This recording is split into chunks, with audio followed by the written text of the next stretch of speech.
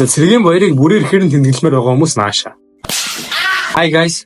Өнөөдөр хэдүүлээ юу ярих вэ гэхээр 12-оо төгсөж байгаа, аль сургуульд орохоо мэдэхгүй байгаа, бодож шаналж байгаа дүүнерт маань хүүхэд аль сургуульд орохоо мэдэхгүй байгаа эцэг эхчүүд аль эсвэл дүү ах ихч гэдэг юм уу те. Тиймэрхүү хүмүүс зориулсан бичлэг болно. Чин яагаад вэ гэхээр би өөрийнхөө сурдаг салбарын талаарх ихэнх хүмүүсийн мэддэггүй маш том боломжийн талаар ярина гэсэн үг.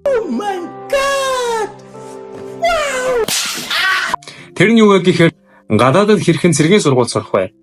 За миний хувьд гэх юм бол Оросын улбооны улсад мэргэжлээ хэлээд яг ямар та цэргийн сургуульд сурдаг. За тэгээд 12 наснаас хойш Тэмүүжүүлэх сургуульд ороод тэрнийхээ араас Оросд цэргийн одоо ихэнх хүмүүсийн мэдээр Суворын сургууль гэж ярьдаг шүү дээ. За тийм сургуулийг төгсөөд тэгээд Оросын улбооны улстай дээд сургуулиа үргэлжлүүлэн сурж байгаа нэг ийм залуу байна. I don't give a fuck. Өнөөдөр би та хэдээ тэгээд шууд 12 дугаар ангид төгсөөд гадагшаа 100% дэлгэхтэйгээр маш олон төрлийн улсын маш олон төрлийн мэргэжлэр цэргийн сургуульд яаж илсэн орох вэ гэдэг талаарх гоё сэдвийг ярьж өгөн заяа.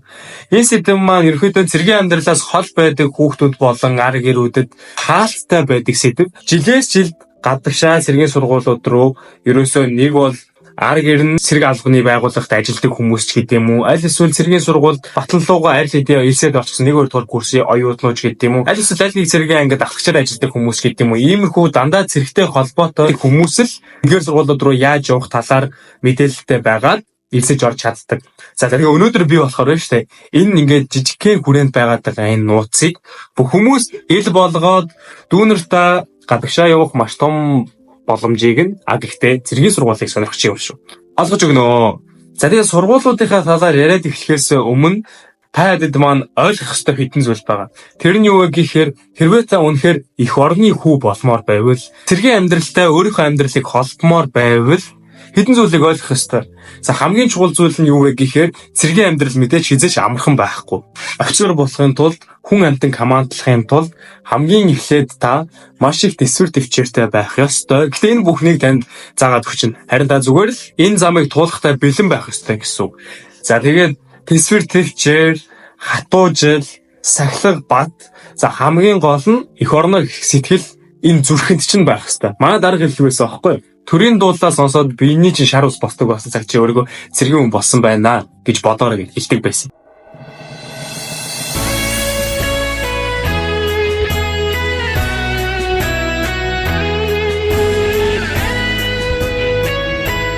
За үнэхээр дүүнер минь тэгээд цэргийн сургуулийн хүн болмоор байвал таны зам чинь цэргийн сургуульд сурах явцад чинь тэр ажил дээр гарсан ш тэр бүх зам чинь дардан байхгүй. Маш олон бэрхшээлтэй зүйлүүд тулгарна. Гэтэ энэ бүхнийг та даван дуулахад бэлэн гэж бодож байвал би өнөөдөр таадаг байж болох бүх гоё цэргийн сургуулиуд руу ганцхан батлан их сургууль биш өөр тишээ явах аргуудыг нь зааж өгье заа юу. За нэгдүгээр гэх юм бол үндэсний батлан их сургууль маань мэдээж маш гоё том сургууль.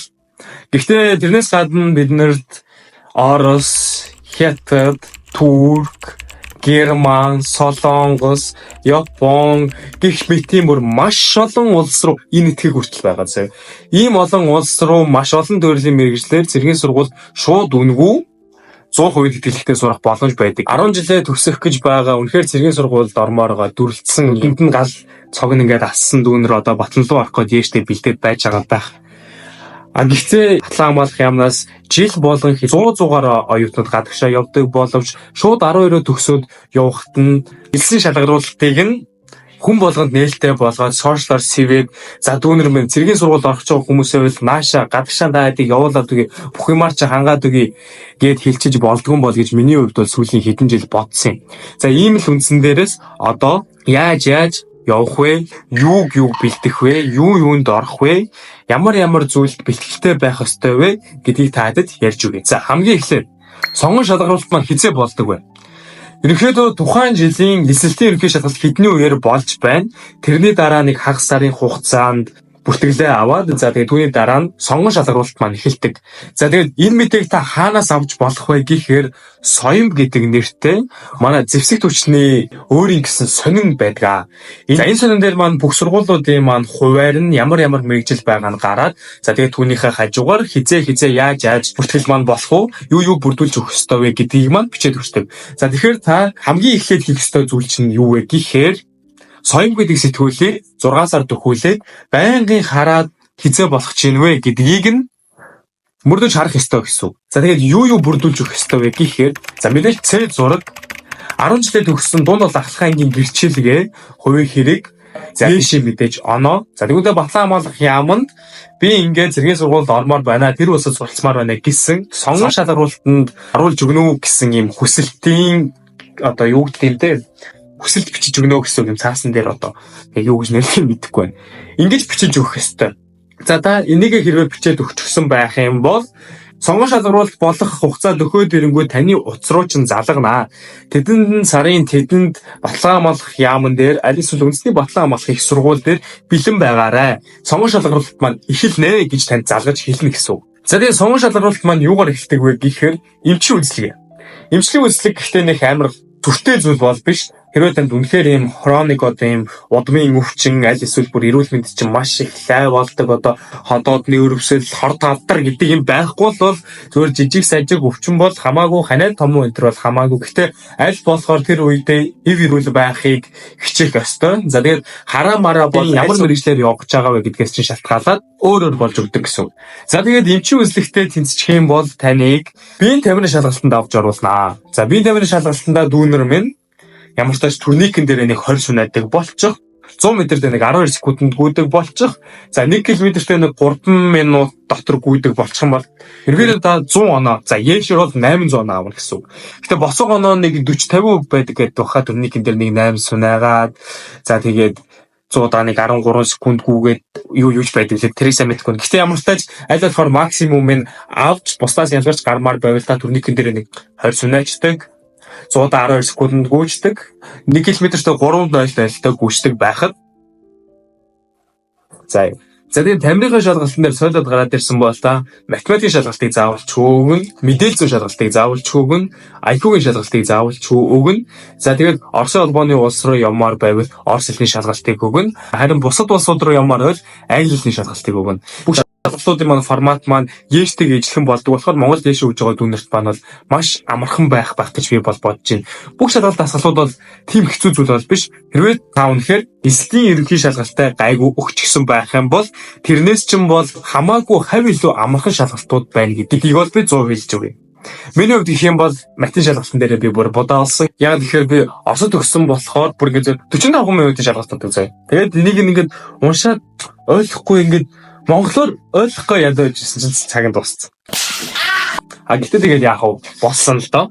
За шалгалтын хувьд бол ийм байна. За энэ бүхний дараа яах вэ гэхээр явж байгаа улсын хүмүүсийг тусад нь хуваарлаад шалгалтынх нь одоо ингээд дисаралаар нь авсан оноогоор нь байрлуулад хүмүүсийг бүгднийг цуг оруулаад за тэр хүн тэдэн оноотой тэдгээр байранд орсон байна. За шалгалтын нэгт орсон хүнээсээ ахуулаад төрүүлж ирээд хуваараа сонгоод явна гэж хэлнэ. За энэс нь одоо аль болохоор шалгалтандаа их оноо авна.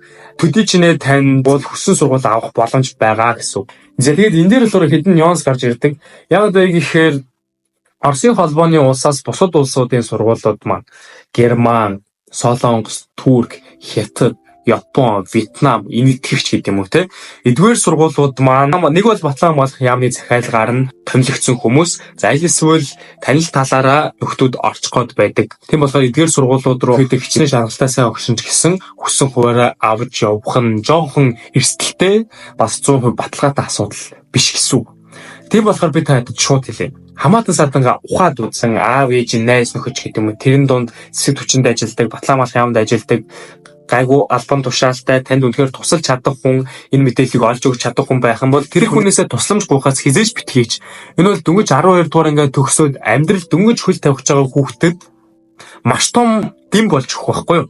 Тийм болохоор бор зүрхээрээ гэдэг шаардлагагүйгээр хэрвээ туслуулж болохоор зүйл байвал туслуулвал заяа. Яг тэгэхээр угаасаа тэртээ шодрог бус юмнууд зөндөө байгаа. Тэнд маш олон хүмүүс шалгалт яг үндэ өгөх хэрэггүй нүдүүдсэн зөндөө байдаг заяа.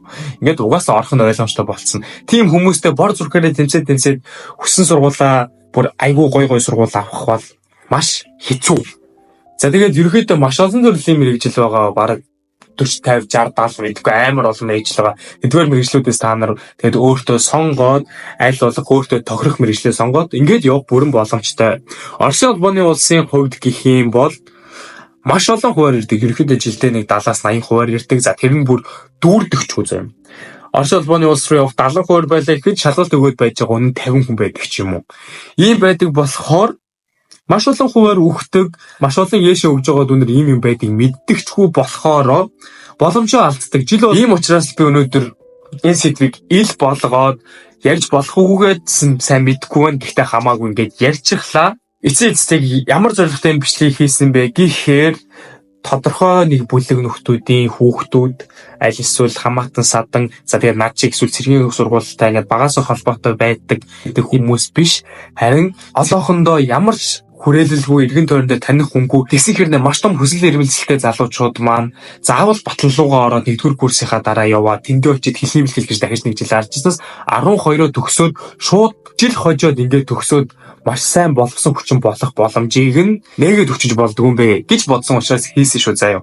За тэгээд би энэ бичлэгийг хийгээд загнуулчих магадгүй яаж ч магадгүй.